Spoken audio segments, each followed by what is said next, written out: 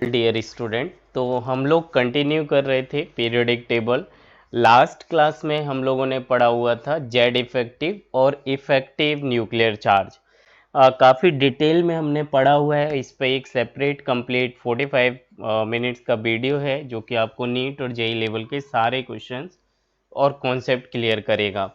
उसी चीज़ को आज मैंने एक सिस्टमेटिक डायग्राम में और प्लॉट किया हुआ है, डायग्राम बनाया हुआ है, वो मैं आपको दिखाना चाह रहा। बल्कि ये कॉन्सेप्ट कल हम लोग काफ़ी क्लियरली पढ़ चुके थे। सो ज़रा देखिए आप, यहाँ पर ये न्यूक्लियस है और न्यूक्लियस के चारों साइड ये प्रिंसिपल सेल हैं। ऐसे ये सेल नंबर लिखे हुए हैं 1 2 3 4 एंड सो ऑन, जिसे मैं दोबारा लिखता हूँ। ये nucleus, then principal shell K, L, M and so on. तो यहाँ पे कल हम लोगों ने पढ़ा था कि जो न्यूक्लियस है, जितने प्रोटॉन का नंबर है उतना प्रोटॉन का चार्ज लगना चाहिए, और अगर बराबर चार्ज लगता तो हम उसको एग्जैक्ट चार्ज, एक्चुअल चार्ज बोलते। लेकिन ऐसा नहीं था। जितना प्रोटॉन का चार्ज है उतना आउटर मोस्ट इलेक्ट्रॉन को फील नहीं होता था, कुछ डिक्रीज हो जाता था। और ऐसे डिक्रीज चार्ज को जो फील करता था आउटर मोस्ट इलेक्ट्रॉन, उसे हम लोग जेड ना बोल के जेड इफेक्टिव बोलते थे। मतलब Z minus sigma, Slater constant या स्क्रीनिंग कांस्टेंट की वैल्यू को माइनस करने पर कुछ ना कुछ प्रोटॉन का चार्ज इधर उधर खर्च होता था। उसे माइनस करने के बाद एक नया चार्ज ही न्यूक्लियस का आउटर मोस्ट इलेक्ट्रॉन पे फील होता था, और उस नए चार्ज को हम लोग जेड इफेक्टिव बोलते थे। पिक्टोरियल डायग्राम में मैं ये बताना चाह रहा कि आउटर मोस्ट इलेक्ट्रॉन पर नेगेटिव चार्ज और प्रोटॉन पर पॉजिटिव चार्ज है, तो इनके बीच में अट्रैक्शन फोर्स लग रहा है और न्यूक्लियस आउटर मोस्ट इलेक्ट्रॉन को अपनी साइड खींच रहा है। इधर भी आउटर मोस्ट इलेक्ट्रॉन को ये प्रोटॉन अपनी साइड खींच रहा है। प्रोटॉन और इलेक्ट्रॉन के बीच में अपोजिट चार्ज है, जिसकी वजह से अट्रैक्शन लग रहा है, और वो आउटर मोस्ट इलेक्ट्रॉन को टुवर्ड द न्यूक्लियस खींचेगा, पुल कर रहा है। लेकिन इसके साथ साथ जो इनर सेल के इलेक्ट्रॉन है, इधर देखिए, जैसे मान लीजिए यहाँ दो हैं, फिर यहाँ पे कुछ इलेक्ट्रॉन है, फिर ये आउटर मोस्ट में दो इलेक्ट्रॉन है, तो ये इलेक्ट्रॉन डायरेक्टली न्यूक्लियस खींचे उससे पहले ये बीच में हिंड्रेंस क्रिएट करते थे, ऑब्स्टिकल्स क्रिएट करते थे, बाधा क्रिएट करते थे, स्क्रीन लेयर की तरह खड़े हो जाते थे, और उसी को बोला गया था स्क्रीन कांस्टेंट, जिसकी वजह से रियल जेड इफेक्ट जो था, जेड पावर था, वो आउटर मोस्ट इलेक्ट्रॉन को फील नहीं हो रहा।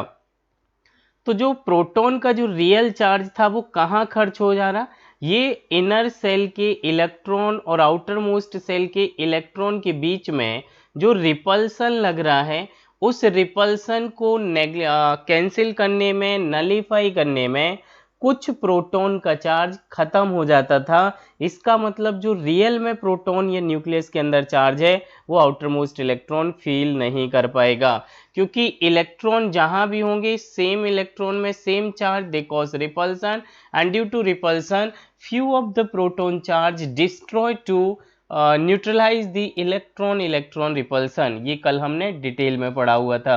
इसी चीज को मैंने आपको यहाँ पे लिख के दिखाया हुआ है, जरा एक बार देखें। ये लिखा है the outer electrons are attract toward the nucleus by nuclear charge but pushed away from the nucleus by the repulsion of inner cell electron। जो आउटर मोस्ट सेल के इलेक्ट्रॉन हैं उसको इनर सेल के कुछ इलेक्ट्रॉन रिपल्सन लगाते थे, जिसकी वजह से ये न्यूक्लियस लेट से थर्ड सेल में था, बट न्यूक्लियस को फील हो रहा कि ये फोर्थ और फिफ्थ सेल में चला गया। इसका मतलब जो रियल फोर्स एग्जिस्ट करना चाहिए उससे कुछ कम ही एग्जिस्ट करता हुआ नजर आता है, और इसको हम लोग जेड इफेक्टिव बोलते हैं। कल हमने बहुत डिटेल में पढ़ा हुआ है। Today I want to show you only the pictorial diagram. आप इसे ड्रॉ करें, आपको काफ़ी इंटरेस्टेड लगेगा। सो थर्ड टाइप के क्वेश्चंस इस टॉपिक से क्या आते हैं, पहले हमने पढ़ा जेड इफेक्टिव क्या होता है, जेड इफेक्टिव में क्या डिफरेंस है, then factor affecting the effective nuclear charge, principal quantum number and penetration power या डिफ्यूज्ड ऑर्बिटल्स। इसके बाद थर्ड टाइप का क्वेश्चन पे हम लोग आते हैं कि पीरियड जेड इफेक्टिव का पीरियोडिक टेबल में क्या ट्रेंड है, अलोंग द पीरियड क्या इंक्रीज करेगा डिक्रीज करेगा, और अलोंग द ग्रुप क्या ट्रेंड है। आज हम लोग यही बात आगे करते हैं कि पीरियोडिक टेबल में trend of Z effective in a periodic table, trend of Z effective in a periodic table. First point हम लोग पढ़ते हैं इन अ पीरियड। क्या वैल्यू है वो आपको बिल्कुल रिमेंबर नहीं करना है, वो बड़ा डिफिकल्ट है। न्यूमेरिकल्स कभी नहीं आते, एडवांस में आते, तो एडवांस के लिए मैं अलग लेक्चर्स आपको शेयर करूंगा, बट अभी हमारा मेन फोकस मेंस और नीट पर है, ताकि आप क्लियर समझ पाएं। ये प्रायोरिटी पहले है रेदर देन बहुत बड़ा पढ़ाने के चक्कर में पूरा चैप्टर ही, पूरा कॉन्सेप्ट ही बोरिंग फील होने लगे। इस चीज़ से मैं बचना चाह रहा हूँ। सवाल ये कि अलोंग द पीरियड जो जेड इफेक्टिव है वो इंक्रीज करता है। Along the period Z effective is increases. यहाँ पर देखिए Z effective in a period. किसी भी पीरियड की हम बात करेंगे, पीरियड नंबर 1 में, पीरियड 2, पीरियड 3, थर्ड पीरियड तक की मैं यहाँ पे एग्जांपल्स आपके साथ शेयर करूंगा। जेड इफेक्टिव कल हमने पढ़ा था कि Z effective is equal to real Z minus S, या इसी को हम बोलते हैं sigma, that is called screening constant. Screening constant, और जिस साइंटिस्ट ने खोजा था उसी को बोलते थे स्लेटर्स रूल। इससे हम इसकी वैल्यू पता करते हैं। रियल फैक्ट वैल्यू तो आप कैलकुलेट अभी नहीं मैं करना सिखाऊंगा, बट एक दो एग्जांपल जरूर बताऊंगा। बट आपको along the period, along the group Z effective increase होगा या डिक्रीज होगा, ये कॉन्सेप्ट नीट और जेई मेंस आपसे पूछता है। न्यूमेरिकल्स में भी एडवांस पूछे, बट लास्ट 10 ईयर में ऐसा कोई क्वेश्चंस आया नहीं अभी तक। Let's see. Z effective along the period is increases, Z effective increase in a period। तो इसका क्या रीजन है ये मैं एक एग्जांपल्स के साथ करते हैं। लेट्स से मैंने लिखा lithium, lithium, beryllium, boron, carbon, nitrogen, oxygen, fluorine, neon. This are the second period elements. Second period element में एलिमेंट ये हमने लिखे, और हमें ये पढ़ना है कि along the period Z effective increase होता है। इस कैलकुलेशन को करने से पहले मैं आपको यहाँ पे साइड वाइज ये बताऊं कि जैसे जैसे आप लिथियम से left to right periodic table में जाएंगे, बेरिलियम, बोरॉन, कार्बन ऐसे इंक्रीज करोगे, तो यहाँ पर लेट्स से लिथियम का एटॉमिक नंबर 3, तो यहाँ लिखा होगा 1s2 2s1। तो ये लिखेंगे पॉजिटिव चार्ज, पहली सेल में 2 इलेक्ट्रॉन और दूसरी सेल में 1 इलेक्ट्रॉन। जैसे आप बेरिलियम लिखोगे 4 इलेक्ट्रॉन, तो पहली सेल में 2 इलेक्ट्रॉन, दूसरी सेल में भी 2 इलेक्ट्रॉन, न्यूक्लियस, देन यहाँ 2 और यहाँ 2। तो यहाँ पर ये जो आउटर मोस्ट 1 इलेक्ट्रॉन था, इसे 2 इलेक्ट्रॉन का, इनर 2 इलेक्ट्रॉन का रिपल्सन मिल रहा था। यहाँ पे आउटर मोस्ट 2 इलेक्ट्रॉन है और इनर 2 इलेक्ट्रॉन का रिपल्सन मिल रहा है। चलिए, अभी तो कुछ समझ नहीं आया, लग रहा होगा क्या बोल दिया। Left to right periodic table में जाने से जेड इफेक्टिव इंक्रीज होता है, क्योंकि नंबर ऑफ इलेक्ट्रॉन और नंबर ऑफ प्रोटॉन इंक्रीज होते जाते हैं। क्या मतलब हुआ? एटॉमिक नंबर इंक्रीज होना मतलब प्रोटॉन का नंबर इंक्रीज होना। Carbon 6, nitrogen 7, oxygen 8, fluorine 9 and neon 10। Left to right अगर आप आगे की साइड बढ़ रहे हैं, तो यहाँ पर एटॉमिक नंबर इंक्रीज हो रहा, मतलब नंबर ऑफ प्रोटॉन और नंबर ऑफ इलेक्ट्रॉन भी इंक्रीज हो रहा है। जैसे ही आप नंबर ऑफ प्रोटॉन इंक्रीज करेगा, और एक्चुअली यहाँ पर सेल नंबर इंक्रीज नहीं कर रहा है, ये ला पहली सेल और ये रहा दूसरा सेल। यहाँ पर भी ये इनर सेल में 2 इलेक्ट्रॉन, आउटर में 1। यहाँ पर न्यूक्लियस, देन पहला सेल और दूसरा सेल। इनर सेल में 2 electron, but outer most shell में 2 इलेक्ट्रॉन आ चुके हैं। आउटर मोस्ट सेल में नंबर ऑफ इलेक्ट्रॉन इंक्रीज कर रहे हैं, बट सेल नंबर लास्ट तक 2 ही रहेगा। इसका मतलब न्यूक्लियस का अट्रैक्शन इंक्रीज करेगा।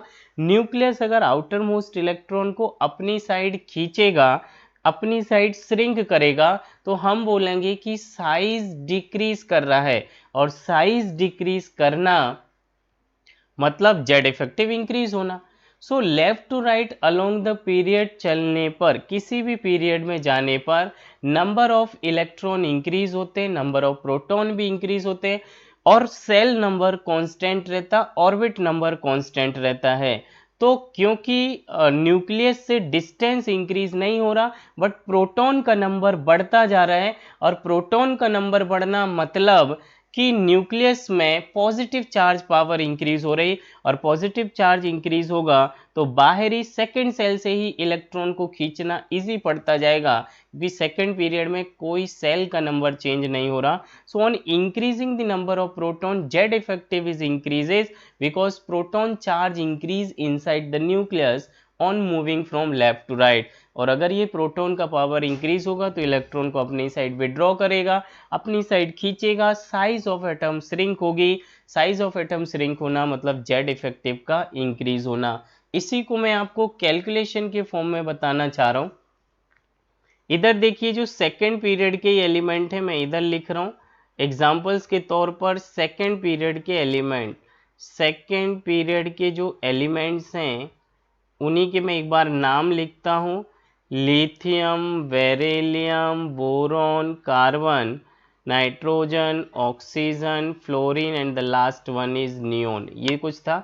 मैंने आपसे बोला लिथियम का atomic number 3, beryllium 4, boron 5, carbon 6, nitrogen 7, oxygen 8, fluorine 9, neon 10। अब जेड इफेक्टिव आप कल पढ़ चुके, Z effective is equal to Z minus sigma, and sigma मतलब इनर सेल के electron, that is called inner shell के इलेक्ट्रॉन जो कि सील्ड का काम कर रहे हैं आउटर मोस्ट इलेक्ट्रॉन के लिए। इनर सेल और ऑर्बिट के इलेक्ट्रॉन जो कि सील्डिंग का काम कर रहे हैं, सील्डिंग और स्क्रीन का काम करते हैं for outer most electron. Outer most electron और न्यूक्लियस के बीच में जो अट्रैक्शन है, उस अट्रैक्शन को सील्ड करते, खुद जाके खड़े हो जाते हैं ताकि अट्रैक्शन डिक्रीज होता जाए। इसकी एग्जैक्ट वैल्यू तो मैं आपको अभी नहीं सिखा रहा हूँ, स्लेटर्स के कुछ रूल होते हैं, स्लेटर्स साहब ने बताए थे, स्लेटर्स रूल। बट मैं ये बोलता हूँ कि आपके लिए 1% ही काम का है, 99% ना जेई मेंस पूछता है ना नीट पूछता है। तो मैं बोलूँ कि क्यों इस झंझट में फंसे। अभी के लिए कॉन्सेप्ट को सिंप्लीफाइड और बहुत ही सिंप्लीफाइड फॉर्म में पढ़ें। तो अब मैं आपको बोलता हूँ कि लिथियम का जेड इफेक्टिव बताइए। लिथियम का एटॉमिक नंबर 3, इसका जेड इफेक्टिव अगर मुझे बोलना है तो ये होता है जेड माइनस स्लेटर रूल। सो मैं इसको लिख रहा हूँ 1s2 2s1। तो ये थी आउटर मोस्ट सेल का इलेक्ट्रॉन और ये इनर सेल। तो जेड कितना है 3, माइनस ऑफ इनर सेल के इलेक्ट्रॉन 2 इसको स्क्रीन कर रहे हैं। सो इसका जो वैल्यू आ गया जेड इफेक्टिव दैट इज 1। अगर मैं आपसे बोलूं जेड इफेक्टिव ऑफ बेरिलियम, बोले एटॉमिक नंबर 4, कॉन्फ़िगरेशन इज 2-2, तो इनर सेल में ऐसे लिखोगे 1s2 2s2। मैंने दोनों बोरवरी स्कीम और ऐसे बताया आपको। तो ये आउटर मोस्ट सेल है और उसके अंदर ये 2 इलेक्ट्रॉन स्क्रीन का काम कर रहे हैं। सो इसका जेड इफेक्टिव निकालोगे आप, ये निकलेगा Z is 4 minus, outer most shell में 2 इलेक्ट्रॉन है और इनर सेल में 2 हैं, तो जो स्क्रीन करेंगे वो इनर सेल करेगी, आउटर मोस्ट से तो मतलब नहीं है। तो 2 माइनस करोगे तो जेड इफेक्टिव देखिए इंक्रीज हो गया। पहले जेड इफेक्टिव की value 1 I along the period, अभी 2 आया। जेड इफेक्टिव ऑफ बोरोन की बात करें 5, तो ये लिखेंगे 1s2 2s2 2p1। सो ये पूरी ही सेकेंड सेल है। सेकेंड सेल में जो स्क्रीन का काम कर रहे हैं वो 2 electron. So Z effective of boron is equal to Z is 5 minus inner shell is 2, then Z effective is 3। So on increasing from left to right in the periodic table, on moving from left to right in the periodic table, Z effective get increases। यही मैंने आपको words में बोला था, जिसे मैं rough calculation के form में आपको बता रहा हूँ। फिर एग्जैक्ट डाटा स्लेटर्स रूल से क्या था वो बताऊंगा, बट एज सच बिल्कुल ज़रूरत नहीं है, बिलीव मी। सो अगला मैं अगर लिखूँ बोरोन के बाद atomic number carbon 6, 1s2 2s2 2p2, outer most shell तो इनर सेल स्क्रीन का काम करते, इनर सेल के इलेक्ट्रॉन को सिग्मा बोलते हैं, स्लेटर्स रूल बोलते हैं। So Z effective of carbon is equal to atomic number 6 minus inner electron is 4, again Z screening effect या जेड व्हाट आई से कि Z effective increases along the period. अगर मैं nitrogen 7, सो इसका Z effective निकालूं, atomic number is 7 और inner cell electron देखिए 1s2 2s2 2p3, तो अंदर वाली सेल 1s के इलेक्ट्रॉन स्क्रीन का काम करेंगे, so it is 5। Then again oxygen atomic number 8, so Z is 8, that is 8 minus inner electron, इसे हम लिखते हैं 1s2 2s2 2p4। सो पहली वाली सेल के इलेक्ट्रॉन स्क्रीन का काम करते हैं, सो दैट इज 6। लास्ट जरा देखिए इधर, काफ़ी विजिबल है, मुझे लग रहा कोई पजल नहीं हो रहा होगा। अगर मैं यहाँ फ्लोरीन एटॉमिक नंबर 9 लिखूँ तो कॉन्फ़िगरेशन 1s2 2s2 2p4, हमको 9 लिखना है, so it is 2p5। Inner shell के इलेक्ट्रॉन तो 1s होगा, तो यहाँ पर 9 minus inner electron is 2 7, again increases. Neon अगर आप देखोगे atomic number 10, 1s2 2s2 2p6, so 10 atomic number minus screen करने वाले तो केवल 1s के इलेक्ट्रॉन है, इट इज 8। सो कंटिन्यू देखिए आप, the value of Z effective get increases along the period.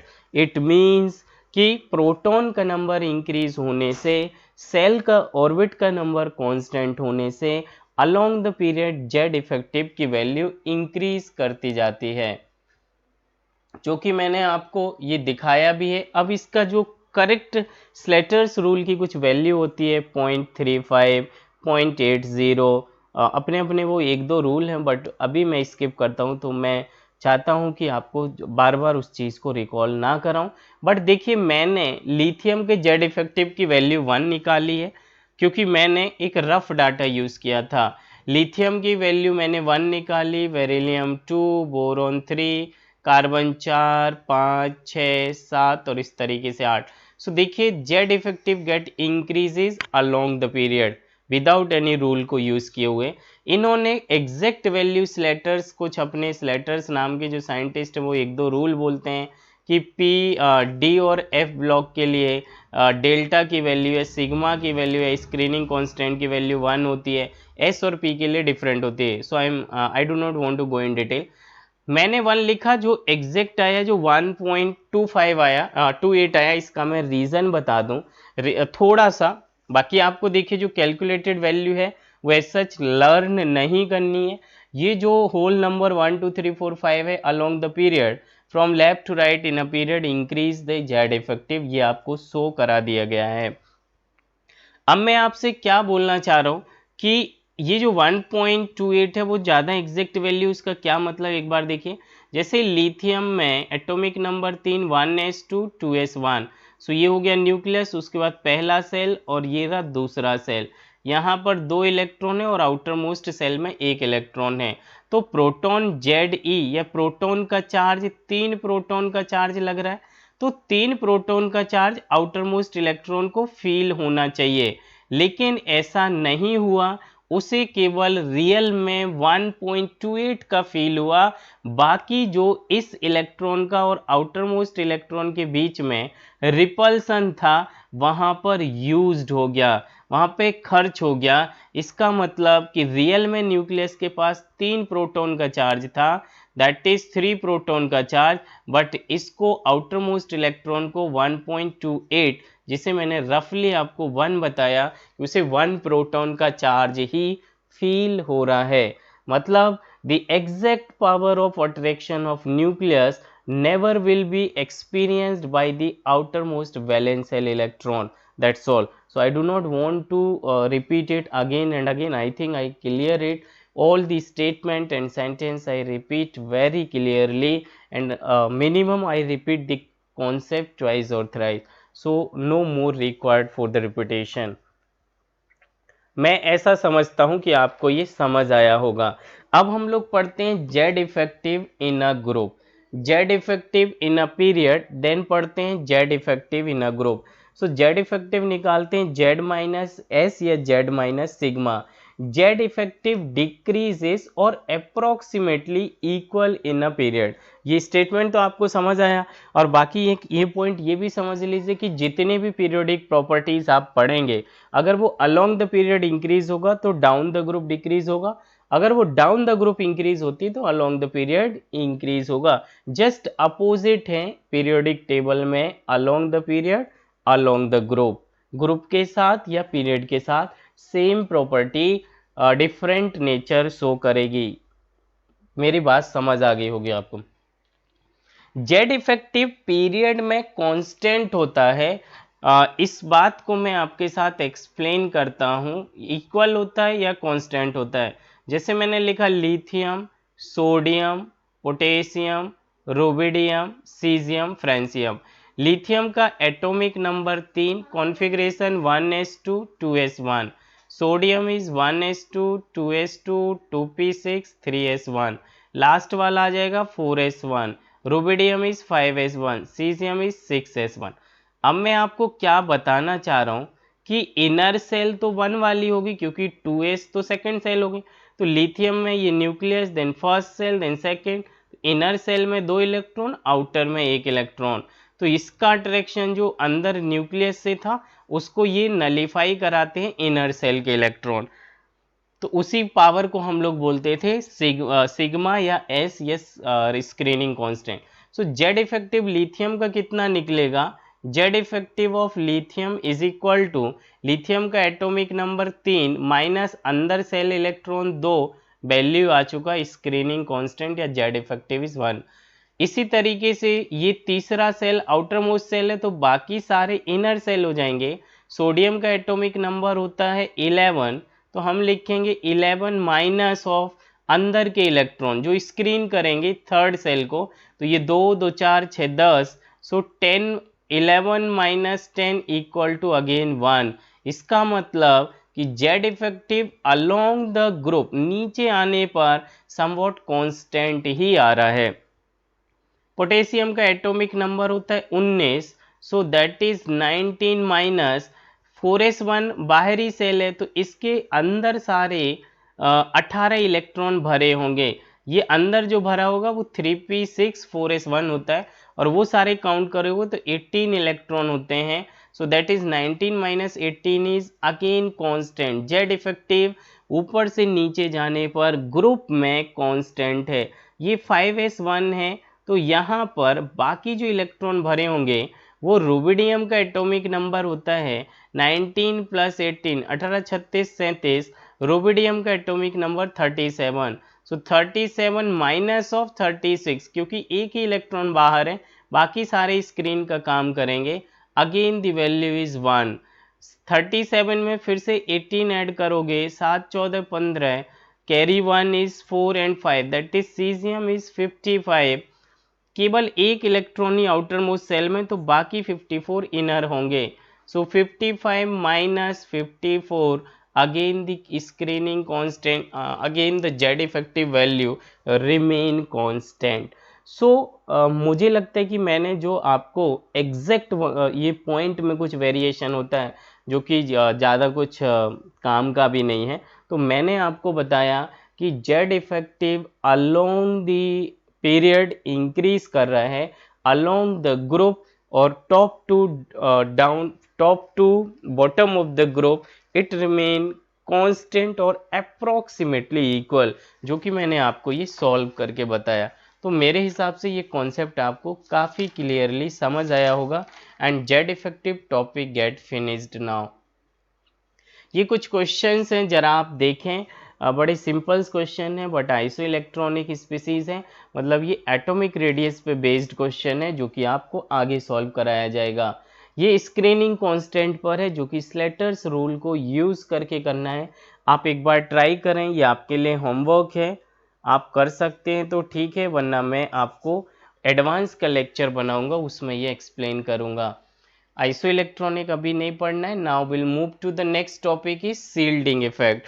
So shielding effect आप ऑलरेडी जानते हैं कि पहले पेनिट्रेशन कॉन्सेप्ट पढ़ते हैं देन सील्डिंग कॉन्सेप्ट पढ़ना होता है। पेनिट्रेशन आपको ऑलरेडी लेक्चर अपलोड कर दिया जाएगा और वहाँ से आप पेनिट्रेशन पावर समझें। सवाल ये है कि शील्डिंग इफेक्ट क्या होता है, इसके बारे में हम समझना चालू करते हैं। सो शील्डिंग इफेक्ट होता है, स्क्रीनिंग इफेक्ट और शील्डिंग इफेक्ट एक ही चीज़ है। यहाँ पर ये न्यूक्लियस है, न्यूक्लियर का चार्ज, प्रोटॉन का चार्ज, और ये सेल नंबर है, दैट इज कॉल्ड 1 2 3 या KLM सेल लिखी हुई है। पहली सेल में 2 इलेक्ट्रॉन, देन यहाँ पे कुछ 4, देन 1, ऐसा मतलब रफली एक डायग्राम ड्रॉ किया गया। तो ये इस आउटर मोस्ट इलेक्ट्रॉन के लिए, आउटर मोस्ट इलेक्ट्रॉन के लिए न्यूक्लियस का कितना अट्रैक्शन पावर लग रहा है, ये डिपेंड करता है कि कितनी ज़्यादा इनर सेल हैं। जितनी ज़्यादा इनर सेल होंगी उतना कम इस इलेक्ट्रॉन को अट्रैक्शन लगेगा, इसका मतलब उतना कम जेड इफेक्टिव होगा। वही चीज़ आपको अभी एक्सप्लेन किया कि डाउन द ग्रुप अप्रोक्सीमेटली 0 या कांस्टेंट या ना के बराबर जेड इफेक्टिव लगता है, क्योंकि ऊपर से नीचे आने पर हर एक पीरियड जैसे आप क्रॉस करोगे ऊपर से नीचे तो उतने ही प्रिंसिपल क्वांटम नंबर, ऑर्बिट या सेल नंबर बढ़ते जाएंगे। 7th पीरियड के एलिमेंट अगर ऊपर से नीचे लोगे तो उसमें 7 सेल होंगी जो कि न्यूक्लियस से काफ़ी दूर है, और न्यूक्लियस का आउटर मोस्ट इलेक्ट्रॉन पे कोई अट्रैक्शन पावर नहीं लगेगा। तो इस अट्रैक्शन को आउटर मोस्ट इलेक्ट्रॉन को और प्रोटॉन के अट्रैक्शन को कौन कम कर रहा है, कौन बाधा पहुंचा रहा है, that is called shielding effect. तो ये शील्ड बना के, स्क्रीन बना के, एक लेयर बना के अगर इसके सामने खड़े हो गए तो बाहरी इलेक्ट्रॉन को अट्रैक्शन नहीं मिलेगा। वही पॉइंट मैंने लिखा है, the inner electron act as a shield between nucleus and outer most electron, so Z effective get decreases, so inner electrons are shielding electron। Inner electron जो थे वो शील्डिंग इलेक्ट्रॉन कहलाएंगे, जो शील्ड कर रहे थे आउटर मोस्ट इलेक्ट्रॉन के attraction को। This effect is called as shielding effect. So thanks, this topic get finished now. in the next class we will start second periodic properties, that is atomic radii। atomic radii काफ़ी अच्छा topic है, वहाँ से कोई एक सवाल repeated year में या जेई और मेंस में क्वेश्चंस पूछा जाता है। So thank you so much, thanks a lot.